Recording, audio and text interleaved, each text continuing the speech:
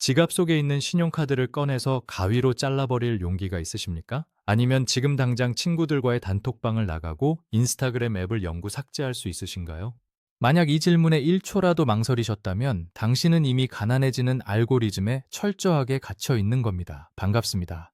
여러분의 경제적 자유를 앞당겨드리는 알뜰경제학입니다. 오늘 영상은 평소와는 조금 다를 겁니다. 보통은 돈을 버는 법에 대해 이야기하지만 오늘은 여러분이 돈을 잃지 않는 법, 아니 더 정확히 말하면 스스로를 가난의 구렁텅이로 밀어넣지 않는 생존법에 대해 이야기할 것이기 때문입니다. 우리는 흔히 착각합니다. 돈을 못 벌어서 부자가 못 되는 거라고 말이죠. 연봉이 적어서 혹은 부모님께 물려받은 재산이 없어서 부자가 될 수 없다고 자주 하곤 합니다. 하지만 천만에요. 이건 새빨간 거짓말입니다. 월 500만 원을 벌든 1000만 원을 벌든 밑 빠진 독에 물을 붓는 사람은 평생 목이 마를 수밖에 없습니다. 반대로 월 250만 원을 벌어도 독의 구멍을 막고 빗물을 받는 사람은 언젠가 그 독을 채우고 넘치게 만들 수 있습니다. 문제는 대부분의 사람들이 인생의 결정적인 순간마다 스스로의 발목을 자르는 최악의 선택을 한다는 점입니다. 그것도 아주 자발적으로, 웃으면서 말이죠. 마치 불나방이 불 속으로 뛰어드는 것처럼 우리는 소비라는 화려한 불빛을 향해 우리의 미래를 태워버리고 있습니다. 오늘 이야기는 좀 많이 불편할 겁니다. 20대 사회초년생부터 40대 가장까지 각 나이대별로 여러분의 계좌를 갉아먹고 있는 진짜 범인을 지목할 거니까요. 단순히 커피값 아껴라, 택시 타지 마라 같은 뻔한 잔소리를 하려는 게 아닙니다. 여러분이 무심코 내린 결정 하나가 10년 뒤, 20년 뒤에 복리로 굴러가서 여러분의 인생을 어떻게 파괴하는지 그 끔찍한 나비 효과를 숫자로 증명해 보일 겁니다. 하지만 장담컨대 오늘 이 이야기가 끝날 때쯤엔 여러분의 머릿속에 있던 소비의 회로가 완전히 투자의 회로로 바뀌어 있을 겁니다. 밤잠 설치며 미래를 걱정하는 당신을 위해 지금부터 각 연령대별로 절대 하지 말아야 할 경제적 자살 행위가 무엇인지 낱낱이 파헤쳐 보겠습니다. 가장 먼저 20대 이야기를 해보겠습니다. 이 영상을 보고 계신 20대 여러분 혹은 20대 자녀를 둔 부모님들 잘 들으십시오. 20대는 인생에서 가장 위험하면서도 동시에 가장 기회가 많은 시기입니다.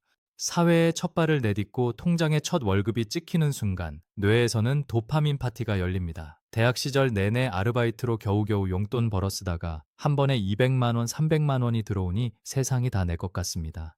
나도 이제 돈 버는 직장인이라는 그 자신감 아주 좋습니다. 그런데 그 자신감이 향하는 곳이 문제입니다.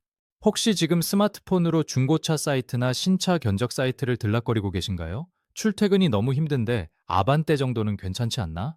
혹은 할부 끊으면 월 40만 원이면 되는데 이 정도는 고생한 나를 위한 선물 아닌가 하는 생각이 드실 겁니다. 선배들도 차 한 대는 있어야 한다고 부축입니다. 주말에 연인과 드라이브 가는 상상을 하면 당장이라도 계약서에 도장을 찍고 싶으실 겁니다. 하지만 냉정하게 말씀드리겠습니다. 착각하지 마십시오. 그건 투자가 아니라 미래의 시간을 헐값에 팔아넘기는 노예 계약입니다. 20대에 차를 산다는 것이 경제학적으로 어떤 의미인지 아주 뼈저리게 설명해 드리겠습니다. 자동차라는 물건은 사는 순간부터 감가상각이라는 괴물이 붙어서 매년 가치를 갉아먹습니다. 여러분이 큰맘 먹고 3천만 원짜리 신차를 샀다고 가정해 봅시다. 대리점 문을 나서자마자 그 차의 가치는 10%가 떨어집니다. 차량 가격만이 문제가 아닙니다. 취등록세로 약 200만 원이 나가고 사회초년생이라 비싼 자동차 보험료가 1년에 150만 원에서 200만 원씩 나갑니다.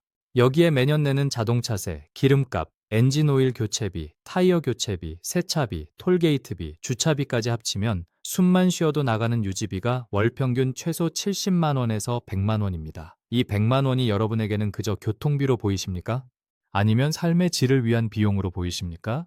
제 눈에는 여러분의 미래 자산 20억 원이 공중분해되는 것으로 보입니다. 이게 무슨 황당한 소리냐고요? 계산기를 한번 두드려 봅시다. 여러분이 만약 이 월 100만 원을 채 붙지 않고 연평균 수익률 10%를 기록하는 미국 S&P 500 ETF에 매달 적립했다고 가정해 봅시다. 10년 뒤면 원금만 1억 2천만 원이고 복리가 붙으면 약 2억 원이 됩니다. 여기까지만 해도 차 한 대 값과는 비교도 안 되게 큰 돈이죠. 하지만 진짜 마법은 그 이후부터 일어납니다. 이 돈을 30년 동안 굴린다면 얼마가 될까요? 놀라지 마십시오. 무려 22억 6천만 원입니다. 여러분이 지금 도로 위에 굴리고 있는 그 아반떼가 사실은 강남 아파트 한 채 값인 22억 원짜리라는 소리입니다. 여러분이 가속 페달을 밟을 때마다 미래의 100만 원, 1000만 원이 배기구로 뿜어져 나가는 겁니다. 이래도 차를 사시겠습니까? 물론 이런 반론이 있을 수 있습니다. 젊을 때 즐겨야지 늙어서 페라리 타면 뭐 하냐고 말이죠. 네, 틀린 말은 아닙니다. 하지만 제가 말씀드리는 건 20대의 소비 습관이 평생을 좌우한다는 겁니다. 20대에 차를 사서 할부금 갚느라 허덕이는 사람은 30대가 되어서도 돈을 모으지 못합니다. 차는 시간이 지날수록 돈 먹는 하마가 되고 3년이나 5년 타다 보면 또 새 차가 눈에 들어옵니다. 그렇게 차를 바꾸고 또 할부 인생을 살다 보면 어느새 40대가 되어 있고 통장 잔고는 텅 비어 있게 됩니다. 워런 버핏이 왜 세계 최고의 부자가 되었을까요? 단순히 주식 투자를 잘해서가 아닙니다. 그는 복리의 마법을 누구보다 잘 알았기 때문입니다. 그는 젊은 시절 이발비 10달러를 쓸 때도 이 10달러가 50년 뒤에 30만 달러가 될 것이라는 걸 계산했습니다. 그래서 그는 검소하게 살았고 그 돈을 시드머니로 만들어 굴렸습니다. 20대는 인생에서 유일하게 복리의 마법을 온몸으로 누릴 수 있는 골든타임입니다. 복리는 시간과 비례합니다. 하루라도 빨리 시작할수록 그 끝은 기하급수적으로 커집니다. 그런데 그 황금 같은 시기에 하차감 좀 느끼겠다고 쇳덩거리에 돈을 붓는다는 건 농부가 봄에 뿌려야 할 씨앗을 배고프다고 쪄먹어버리는 것과 똑같습니다. 차를 사지 말라는 게 아닙니다. 본인이 영업직이라 차가 있으면 기동력이 생겨서 연봉이 2배 뛴다면 당장 사셔야 합니다. 그건 소비재가 아니라 생산수단이니까요. 하지만 단순히 남들 시선 때문에 혹은 친구들이 다 차를 사니까 나만 없으면 좀 없어 보여서라면 그 차 키 조용히 내려놓으십시오. 대중교통을 타면서 읽는 경제 뉴스 한 줄이 10년 뒤 여러분을 벤츠 뒷좌석에 기사를 두고 앉게 해줄 겁니다. 지금의 불편함을 자산으로 바꾸셔야 합니다. 20대의 특권은 과시가 아니라 인내입니다. 그리고 20대가 조심해야 할 것이 하나 더 있습니다. 바로 시발 비용과 탕진잼입니다. 직장 생활 스트레스 받는다고 퇴근길에 택시 타고 배달 음식 시켜 먹고 홧김에 비싼 옷 지르는 것들 말입니다. 소확행, 즉 소소하지만 확실한 행복이라는 말로 포장하지만 사실 그것은 작지만 확실한 횡령입니다. 미래의 댁에서 돈을 횡령하는 것이죠. 커피값 5,000원 아낀다고 부자 안 된다는 말 많이 들어보셨을 겁니다. 네, 맞습니다. 커피값만 아껴서는 부자 못 됩니다. 하지만 커피값도 못 아끼는 사람은 절대로 부자가 될 수 없습니다. 작은 돈을 통제하지 못하는 사람이 어떻게 큰 돈을 관리하겠습니까? 20대에는 1억 만들기, 10억 만들기가 목표가 되어서는 안 됩니다. 용원에서 1천만 원 만들기, 그리고 1천만 원에서 3천만 원 만들기 같은 작지만 구체적인 목표를 세워야 합니다. 3천만 원이라는 돈이 작아 보일 수 있지만 이 돈이 모이면 그때부터는 돈이 돈을 버는 속도가 눈에 보이기 시작합니다. 3천만 원을 연 5% 배당주에만 넣어놔도 1년에 150만 원, 한 달에 12만 원이 공짜로 들어옵니다. 통신비가 해결되는 겁니다. 이 작은 시스템을 맛본 사람은 절대 함부로 돈을 쓰지 못합니다. 내가 지금 쓰는 5만 원이 나중에 나에게 매달 5천 원씩 평생 가져다 줄 거위라는 걸 알기 때문이죠. 그러니 20대 여러분 제발 부탁드립니다. 남들이 인스타그램에 오마카세 사진 올리고 해외여행 사진 올릴 때 부러워하지 마십시오. 그들은 지금 자신의 미래를 팔아서 현재를 사고 있는 겁니다. 여러분은 그 시간에 서점에 가서 책을 읽고 유튜브로 경제 공부를 하고 월급의 50%나 60%를 저축하십시오. 지금은 그 격차가 보이지 않겠지만 딱 5년만 지나도 그 차이는 돌이킬 수 없을 만큼 벌어집니다. 20대의 가난은 부끄러운 게 아닙니다. 하지만 20대의 허세는 미래의 가난을 예약하는 가장 확실한 방법입니다. 자, 이제 인생의 가장 치열한 전장인 30대 이야기로 넘어가 보겠습니다. 20대가 자산을 모으기 위한 기초 체력을 다지는 시기라면 30대는 실제로 자산 격차가 눈에 띄게 벌어지는 시기입니다. 그래서 30대는 정말 위험합니다. 왜냐하면 비교가 가장 극심해지는 때이기 때문입니다. 오랜만에 나간 대학 동창회나 결혼식 뒤풀이 자리를 떠올려 보십시오.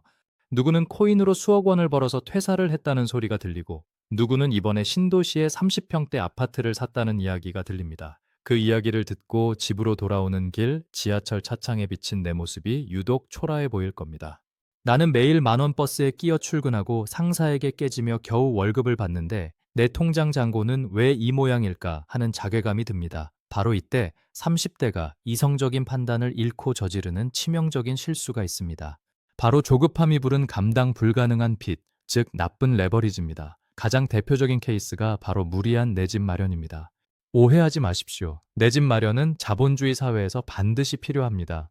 내 집은 주거의 안정성을 줄 뿐만 아니라 인플레이션을 방어하는 가장 강력한 실물 자산이기 때문입니다. 하지만 문제는 내 소득 수준과 현금 흐름을 무시한 채 영혼까지 끌어모아 대출을 받는 경우입니다.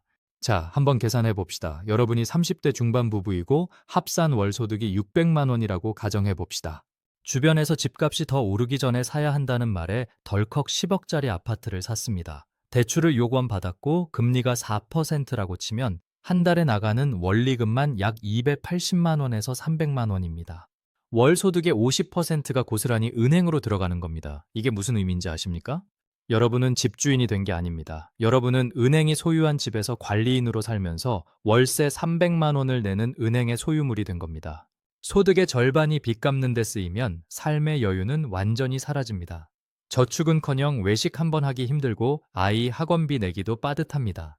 갑자기 회사가 어려워져서 구조조정을 하거나 금리가 조금만 올라도 여러분의 가정경제는 파산 위기에 몰립니다. 더 무서운 것은 삶의 기회비용이 사라진다는 점입니다.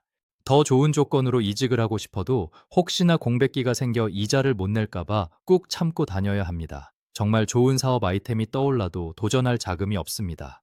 삶의 모든 의사결정권이 은행 대출금 상환에 종속되어 버리는 겁니다. 여러분은 10년이고 20년이고 그 콘크리트 덩어리 안에서 늙어가며 오직 빚을 갚기 위해 일하는 기계가 되어버릴 수 있습니다. 반대의 극단적인 경우도 있습니다. 집값이 너무 비싸니 아예 포기해버리는 30대 욜로족입니다. 어차피 월급 모아서 집 못 산다, 이번 생은 글렀다라며 버는 족족 소비해버립니다. 명품 가방을 사고 1박에 50만 원 하는 호캉스를 가고 퇴근 후엔 비싼 오마카세를 즐깁니다. 스트레스 해소 비용이라고 합리화하지만 이건 사실 현실 도피입니다. 제가 팩트 하나 말씀드리겠습니다. 무리해서 집을 산 영끌족은 그나마 10년 뒤에 깔고 앉을 집이라도 남습니다. 하지만 포기하고 소비해버린 욜로족은 10년 뒤에 정말로 빈 껍데기만 남게 됩니다. 남는 건 낡아버린 명품 가방과 인스타그램에 올린 과거의 화려한 사진 몇 장뿐입니다. 그리고 40대가 되었을 때 전세금을 올려달라는 집주인의 전화 한 통에 피눈물을 흘리며 서울 외곽으로 쫓겨나야 합니다. 가난은 나이가 들수록 더 춥고 더 비참하게 다가옵니다. 그럼 30대는 대체 어떻게 해야 할까요? 답은 명확합니다. 현금 흐름을 만드는 시스템 구축에 목숨을 걸어야 합니다. 30대의 목표는 무리해서 10억짜리 아파트에 등기치는 것이 아니라 순자산 1억 원, 3억 원, 5억 원이라는 현실적인 마일스톤을 달성하는 것이어야 합니다. 지금 당장 증권사 앱을 켜서 개인 종합자산관리계좌라고 불리는 ISA 계좌를 만드십시오. 이 계좌는 국가가 서민들의 재산 형성을 돕기 위해 만든 합법적인 비과세 주머니입니다. 여기서 발생한 수익은 세금을 거의 떼지 않습니다.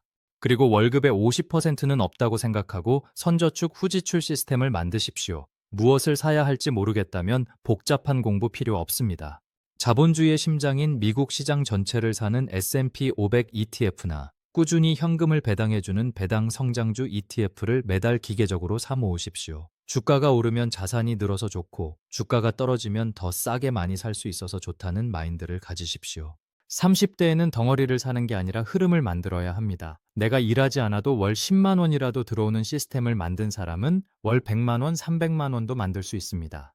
돈이 돈을 버는 속도가 내 노동소득을 앞지르는 그 순간이 바로 경제적 자유의 시작점입니다. 남들이 겉보기에 화려한 차를 타고 비싼 시계를 찰 때 여러분은 조용히 그리고 은밀하게 부의 성벽을 쌓으십시오. 그 성벽이 완성되기 전까지는 남들의 시선 따위는 철저히 무시하십시오. 진정한 자존감은 명품 로고에서 나오는 것이 아니라 내 통장에 찍힌 든든한 자산과 언제든 회사를 때려치울 수 있다는 배짱에서 나옵니다.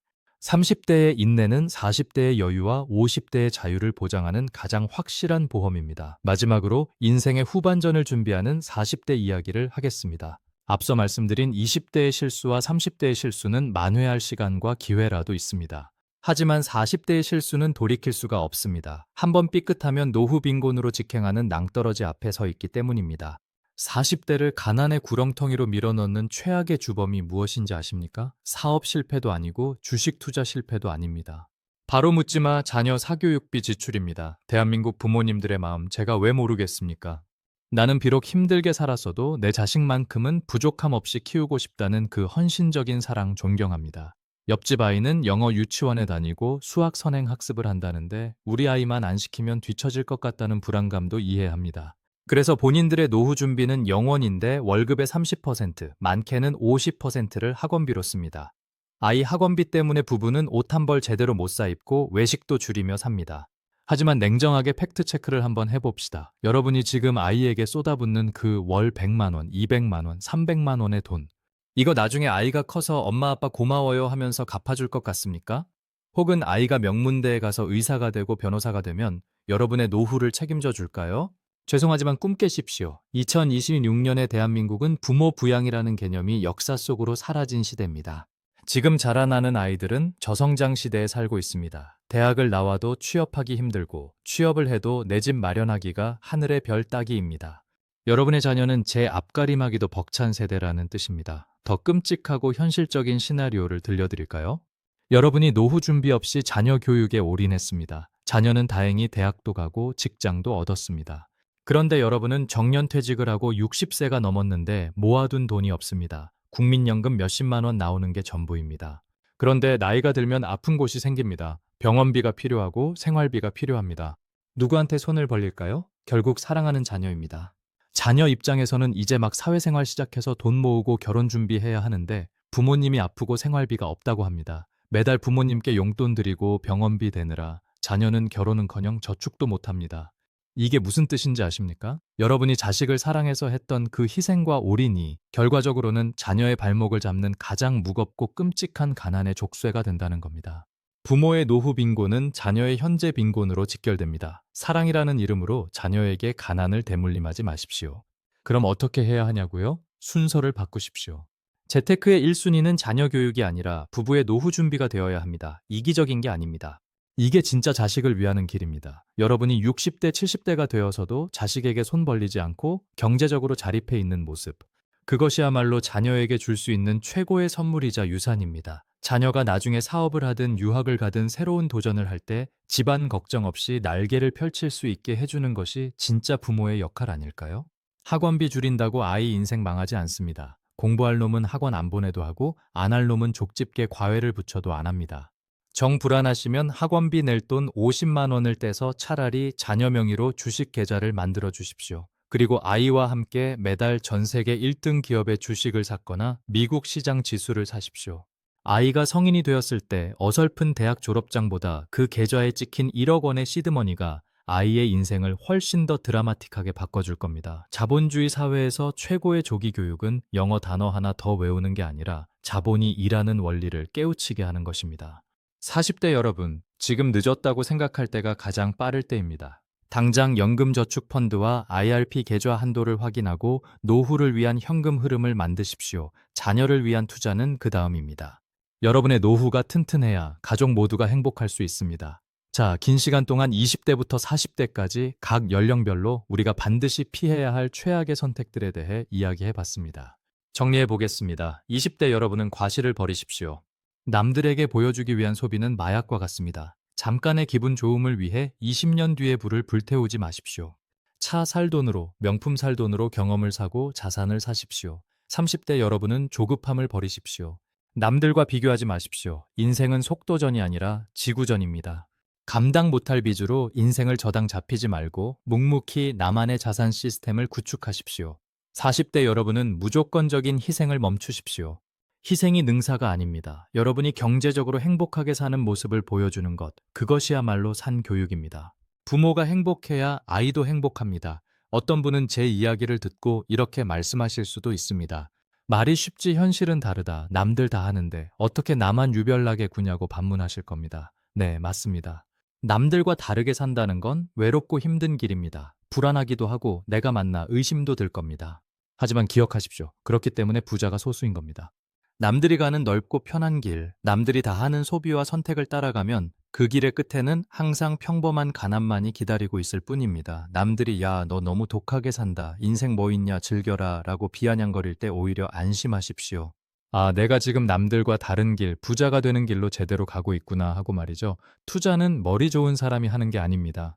투자는 엉덩이 무거운 사람, 그리고 남들의 소음 차단하고 내 갈 길을 가는 인내심 강한 사람이 이기는 게임입니다. 지금 당장 스마트폰을 켜서 여러분의 지난달 카드 명세서를 확인해 보십시오.